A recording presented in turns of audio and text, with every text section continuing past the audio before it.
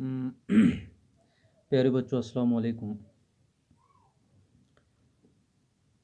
आज का हमारा जो टॉपिक है वो ब्रीदिंग के बारे में है। इससे पहले हमने देखा कि भाई ब्रीदिंग जो है किस एनिमल में किस तरह होती है। हमने ह्यूमंस के अंदर ब्रीदिंग पढ़ा, हमने ब्रीदिंग इन अदर एनिमल्स जिस तरह काकरोच है या अर्थवर्म है, ऐसे ऑर्गेनिजम्स के अंदर भी हमने ब्रीदिंग का यानी कि प्रोसेस कैसे होता है, किस तरह ब्रीदिंग होती है वो हमने देखा, या हमें ये अच्छी तरह से पता है कि भाई ब्रीदिंग होती क्या है। तो आज हम देखेंगे ऐसे कि कैसे अंडर वाटर एनिमल्स जो हैं, सपोज फिश जो है यानी कि पानी के अंदर रहती है, तो इस फिश के अंदर ब्रीदिंग जो है कैसे होती है। हमने देखा, पिछले चैप्टर में भी हमने पढ़ा या पिछली क्लास में भी हमने पढ़ा कि ब्रीदिंग जो है हर एनिमल के लिए बहुत ज़रूरी है। बगैर ब्रीदिंग के कोई भी ऑर्गेनिज्म जो है वो सरवाइव नहीं कर सकता, वो ज़िंदा नहीं रह सकता। तो अब पानी के अंदर ब्रीदिंग जो है ये एक एम इशू है कि भाई पानी के अंदर कैसे ब्रीदिंग होती है। तो हम कह सकते हैं कि भाई बहुत सारे ऑर्गेनिजम्स ऐसे हैं जो पानी के अंदर रहते हैं। वो किस तरह ब्रीदिंग करते हैं, चलो हम देखते हैं। एक फिश जो है, फिश जो है ये भी अंडर वाटर एनिमल है। इसके अंदर गिल्स होते हैं। गिल्स गिल्स जो हैं हेल्प करते हैं to use dissolved oxygen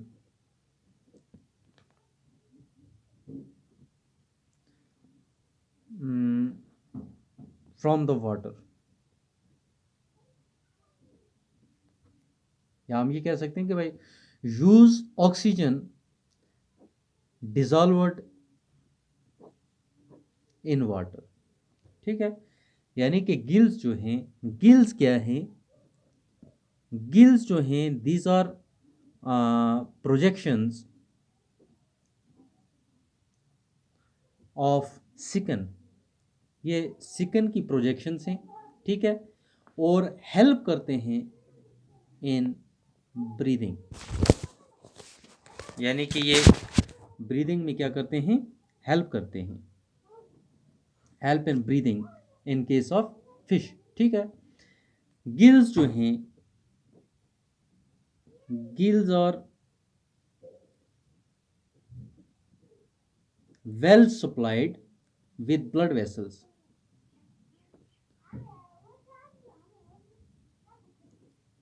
well supplied with blood vessels for exchange of gases।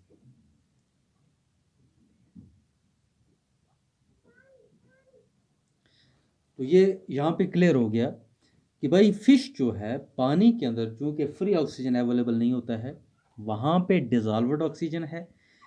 तो जो ही पानी जो है गिल्स के कांटेक्ट में जाता है, गिल्स जो हैं इनमें ब्लड वेसल्स यानी कि highly supplied with blood vessels, gills जो है highly supplied with blood vessels, gills में बहुत सारे ब्लड वेसल्स हैं। जो ही ये पानी जो है गिल्स के यानी कि गुज़रता है, गिल्स में से होके गुज़रता है, तो डिज़ॉल्व्ड ऑक्सीजन जो है पानी के अंदर ये गिल्स के ज़रिए बॉडी के अंदर क्या हो जाता है, चला जाता है, बॉडी सेल्स में चला जाता है, या सिंपली ब्लड वेसल्स में चला जाता है, और ब्लड वेसल से ये बॉडी के तमाम पार्ट्स तक क्या होता है, सप्लाई होता है। तो ये एक सिंपल सा प्रोसेस है। तो इसके बाद है कि भाई एनिमल्स जो हैं, क्या डू प्लांट्स रिस्पायर, क्या प्लांट्स के अंदर रिस्पायरेशन होती है? हाँ, दूसरे एनिमल्स की तरह प्लांट्स डू आल्सो रिस्पायर, बाकी जानवरों की तरह प्लांट्स जो हैं ये भी रिस्पायर करते हैं। क्यों? क्योंकि इनको भी एनर्जी चाहिए। ठीक है, तो बॉडी में यूटिलाइज करने के लिए हम ये कहेंगे कि प्लांट्स जो हैं ये कार्बन डाइऑक्साइड अंदर लेते हैं और ऑक्सीजन क्या करते हैं, बाहर छोड़ते हैं। ठीक है, तो ब्रीदिंग के दौरान, ठीक है ना। तो या हम ये कह सकते हैं कि भाई प्लांट्स जो हैं independently take in oxygen from the air and give out carbon dioxide, you have already learned this। ठीक है, तो प्लांट्स के अंदर क्या होता है, प्लांट्स के लीव्स जो हैं हम लिखेंगे leaves of plants have टिनी pores, have tiny pores, इनमें छोटे छोटे सुराख होते हैं, कॉल्ड स्टोमेटा, जिसको आप क्या कहते हैं, स्टोमेटा कहते हैं। तो ये स्टोमेटा जो है किस लिए, stomata help in exchange of oxygen and carbon dioxide. Stomata के क्या काम है, स्टोमेटा जो है ये छोटे छोटे पोर्स हैं, छोटे छोटे सुराख हैं ल्यूज के बाहर, तो इन सुराख्स को हम स्टोमेटा कहते हैं, ठीक है। और स्टोमेटा का काम क्या है, ऑक्सीजन और कार्बन डाइऑक्साइड को एक्सचेंज करना, ठीक है। तो इसी तरह रूट सेल्स जो हैं प्लांट्स के, root cells also need oxygen, root cell को भी ऑक्सीजन चाहिए टू जनरेट एनर्जी, क्या पैदा करने के लिए, एनर्जी पैदा करने के लिए। मैंने आपको पहले ही बोला कि भाई ऑक्सीजन हमें जो है रेस्पायरेशन के लिए चाहिए, और रेस्पायरेशन जो है हमारे लिए इसलिए ज़रूरी है कि बगैर रेस्पायरेशन के एनर्जी जो है वो पैदा नहीं हो सकती, एनर्जी जो है जनरेट नहीं हो सकती। Roots take up air from the air spaces present between the soils, हाँ यानी कि रूट्स जो हैं ये ऑक्सीजन लेते हैं, या सॉरी एयर लेते हैं, कहाँ से, एयर स्पेसेस से प्रेजेंट बिटवीन द सॉइल्स। तो यानी कि ज़मीन के अंदर कुछ लूज सॉइल होती है, इसमें हवा होती है, तो वहाँ से रूट्स जो हैं, ठीक है, ये हवा को क्या करते हैं, लेते हैं, ठीक है। तो अगर हम ये कहें कि अगर किसी प्लांट को ज़मीन जो है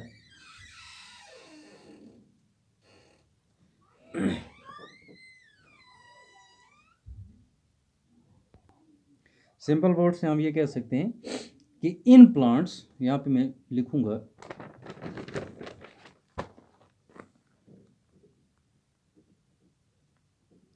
इन प्लांट्स या in a plant the roots take in air,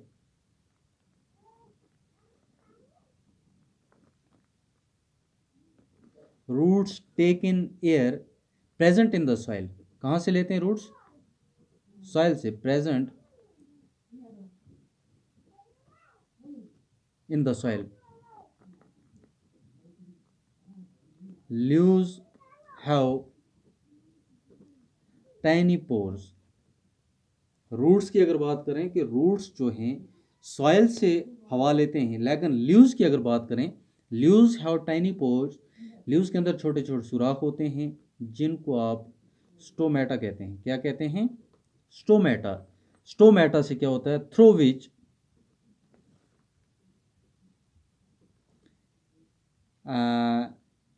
gaseous या through which gases are exchange,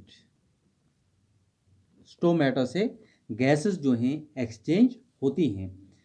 तो इसका मतलब है break down of glucose, glucose का ब्रेक डाउन जो है in the plant cell, plant cell के अंदर is similar to that in other living beings, is similar to that of other living beings, यानी कि रिस्पायरेशन जो है, रिस्पायरेशन प्लांट्स और एनिमल्स के अंदर बिल्कुल क्या है, सेम है, ठीक है। आगे देखो, ये एक्सरसाइज के बाद कुछ ऑब्जेक्टिव्स हैं, ये चूंकि हमने लेसन में पढ़े हैं। पहला ऑब्जेक्टिव है कि भाई in cockroaches air enters the body through, cockroaches के अंदर हवा जो है बॉडी में कहाँ से दाखिल होती है, स्पाइरकल से, चूंकि हमने पढ़ा था, ठीक है। दूसरा है during heavy exercise we get cramps in the legs, ये भी हमने पढ़ा था कि भाई जब हम ज़्यादा एक्सरसाइज करते हैं हमारे लेग्स में, मसल्स में क्रैम्प्स हो जाते हैं, ड्यू टू एक्यूमुलेशन ऑफ किस चीज़ की वजह से, लैक्टिक एसिड की वजह से। तीसरा देखो, चलो इतना ही काफ़ी है आज। ठीक है, कल हम ये बाकी एक्सरसाइज भी करेंगे, तो इसके साथ साथ बाकी जो पार्ट्स हैं इनको भी हम करेंगे। तो आज के लिए इतना ही काफ़ी। तो आप इस पूरे लेसन को क्या करेंगे, रिवाइज करके लाएंगे। ठीक है, ओके, खुदा हाफ़िज़।